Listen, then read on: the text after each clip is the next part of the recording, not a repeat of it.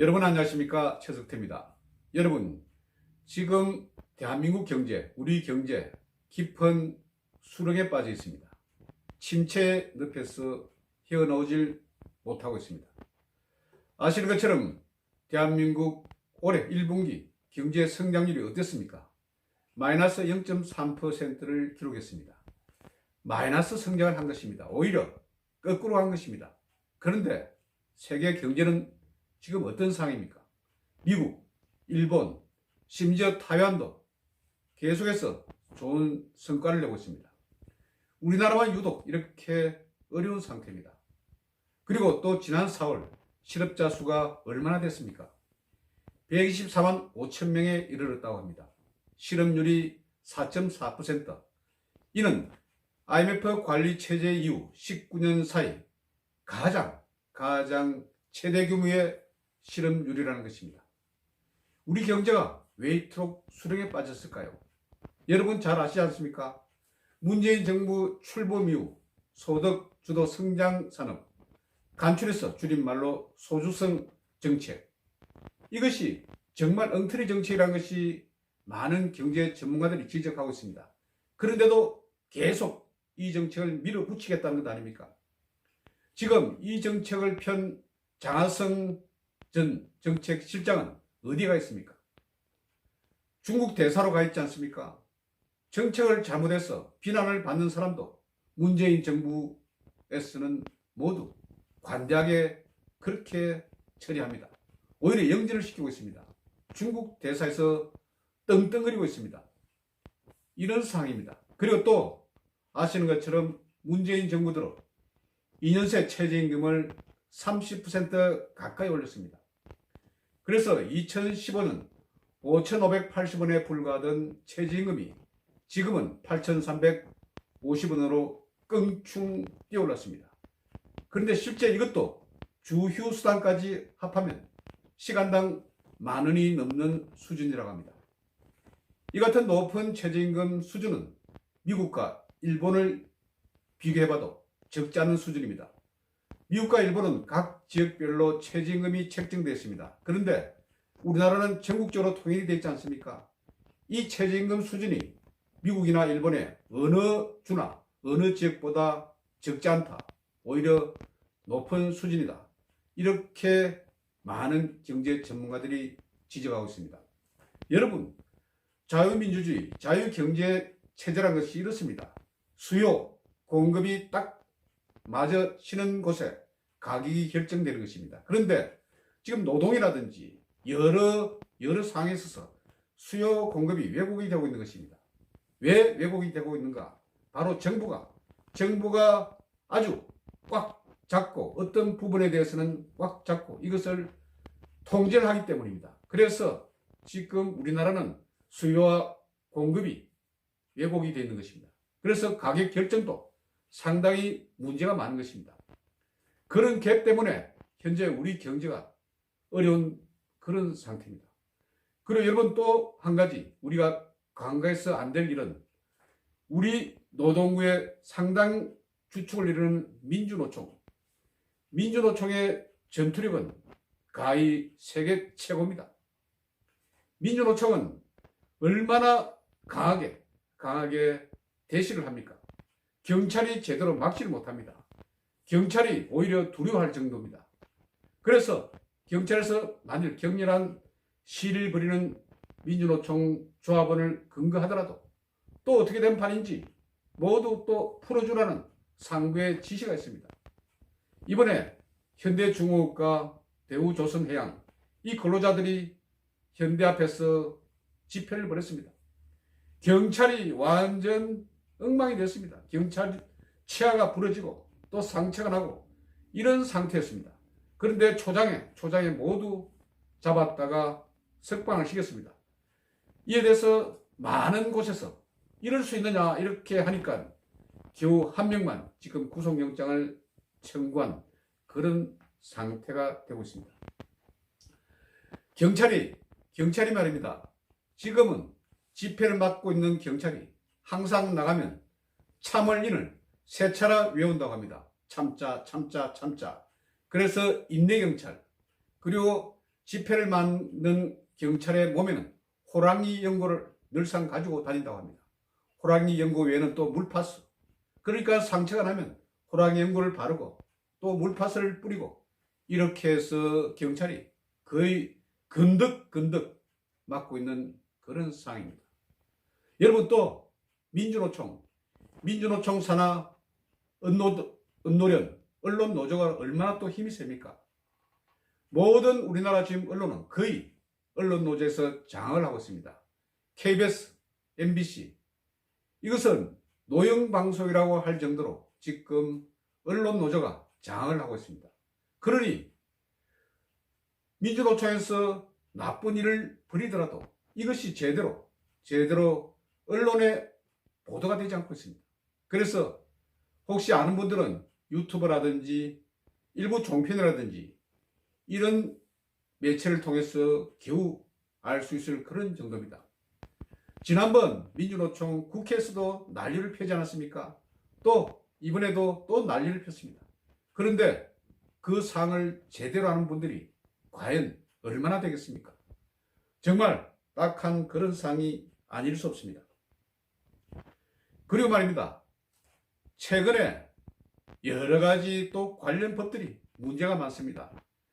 근로기준법 새로 개정이 됐습니다. 이 근로기준법을 보면 1년 정도 일하고 나가는 사람 무려 연차수당을 26일분을 줘야 한다고 그렇게 나오고 있습니다. 지금 시행된 지 1년 됐습니다. 그런데 실제 공인 노무사들도 이런 내용을 잘 모른다고 합니다. 이렇기 때문에 중소기업에서는 정말 난리가 났습니다. 1년 조금 남짓 근무하고 나가는 사람 26일분의 연차수당을 줘야 한다. 그럴 경우에 이것은 20년 가까이 장기 근속의 그런 근로자 거의 차등이 없다고 합니다. 그러니 중소기업에서 도대체 감당을 못하는 것입니다.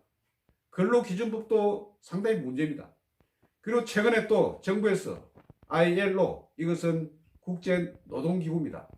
International Labour Organization 국제노동기구에서 정한 어떤 규약이 있습니다. 그런데 여기에 또 맞추겠다는 것입니다. 이렇게 될 경우 어떻게 또 되겠습니까? 그러면 여러분이 우려하는 것처럼 정교조도 새롭게 합동노조가 된 것입니다. 지금 법의 노조인데도 불구하고 정교조의 힘이 아주 막강합니다. 그리고 또 우리 아이들 교육에 엄청 많은 간섭을 하고 있습니다. 여러분 아시는 것처럼 학생 인권 조례라든지 이런 것 등등 때문에 얼마나 또 일선 교육이 어려운 그런 상태입니까? 최근에 문제가 됐던 숙명여고 현모 교사 이 사람도 바로 정교조 출신이었다는 것 아닙니까? 그런 상태에서 ILO에서 지금 자신들이 바라는 대로 그렇게 정부에서 이번에 국회 비준을 요구를 한다고 하는데 만일 이것이 또 통과될 경우에 우리나라는 정말 큰일이 날 것입니다. ILO 핵심 협약은 이것이 상당히 남북이 분단되어 있는 우리 상태로서는 굉장히 받아들이기 어려운 그런 부분도 있는 것도 사실입니다. 이런 여러 가지 사항들 때문에 지금 우리나라에 투자하고 있는 많은 외국 기업들이 이제 서서히 빠져나가려고 하는 모양입니다. 정말 우리나라가 디스카운트 되고 있는 그런 상황입니다. 디스카운트. 우리가 완전 지금 값보다 훨씬 낮춰서 그렇게 평가되고 있는 그런 상황입니다. 그래서 지금 우리나라 주가도 아주 엉망이 되고 있습니다. 코스피, 코스닥 이 두 지수가 아주 엉망으로 떨어졌습니다. 오늘 얼마나 떨어졌습니까? 오늘 14.28포인트가 떨어져서 우리 주가가 2045.31로 그렇게 추락했습니다. 2050이 무너지면서 오늘 주식은 완전 투매 현상이 일어났다고 합니다. 그러니 이제 주식이 이제 희망이 없다. 버리자, 떠나자. 그래서 투매 현상까지 벌어진 그런 상태로 갑니다. 지금 우리 주가는 아주 많이 떨어졌습니다. 올 들어서 어떤 상황인 줄 아십니까? 우리 주가는 단지 0.21%만 상승했을 따름입니다. 지금 세계적으로 보면 중국이 14%, 그리고 미국이 12%, 프랑스가 11%, 대만이 8%, 영국이 7%, 그리고 가까운 일본은 6% 이상 올랐습니다. 그런데 우리나라만 단지 한 자릿수도 채우지 못한 0.21%, 21%밖에 상승하지 않았습니다. 주요 경제국 중에서 가장 꼴찌 수준인 것입니다. 주식이 이렇게 엉망진창이 되고 있습니다. 그래서 지금 보름 사이에 2조 3천억 외국 자본이 빠져나오고 있는 것입니다. 왜 빠져나갑니까? 한국이 불안하다 이겁니다. 보시는 것처럼 한미 동맹이 굉장히 지금 약화되지 않았습니까? 그리고 우리 기업들이 또 이익을 많이 보지 못했습니다. 그리고 최근에 아시는 것처럼 우리 원화가 가치가 많이 떨어지고 있습니다. 그래서 외국 자본들이 환차손을 당하지 않기 위해서 지금 팔고 막 나가는 것입니다. 그러니 주가가 떨어질 수밖에 없는 것이 아닙니까? 이것이 왜 그렇습니까? 문재인 정부 들어서 계속해서 한미동맹 엉망진창이 되지. 그리고 일본과의 관계도 지금 나쁘지. 그리고 서방 세계와의 관계도 아주 엉망이 되고 있지. 이러니 외국인들이 지금 탈한국, 엑스도스 코리아를 외치면서 빠져나가고 있는 것입니다. 그래서 우리 원화 가치가 많이 떨어지고 있습니다. 그러면 어떤 상황이 나타나겠습니까? 아시는 것처럼 우리나라는 많은 물자를 외국으로부터 수입해서 이것을 가공하든지 해서 그렇게 수출하는 나라 아닙니까? 그런데 수출하더라도 수출도 지금 잘 되고 있지 않습니다. 그런데 수입 물가가 높기 때문에 별 이익도 없습니다. 그러니 우리 기업들의 이익이 굉장히 떨어지고 있는 것입니다. 그런데도 지금 문재인 정부는 기업인들에 대해서 아주 엄격합니다. 가혹합니다. 그래서 기업인들이 지금 우리나라에서 사업을 할 그런 의지를 가지지 못합니다.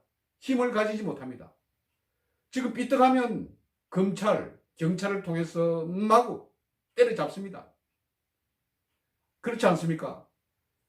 세계에서 부러워하는 그런 대기업, 삼성이라든지 그리고 LG라든지 현대라든지 다른 나라에서는 야, 우리나라에 이런 기업들이 있었으면 얼마나 좋을까 하는 이런 기업들, 우리는 여기서 완전 문전박대하는 그런 상황입니다. 무슨 기업을 하는 것이 큰 매국노인 것처럼 몰아세웁니다. 검찰을 통해서 마구 잡혔습니다. 국세청을 통해서 또 마구 세무조사를 벌입니다.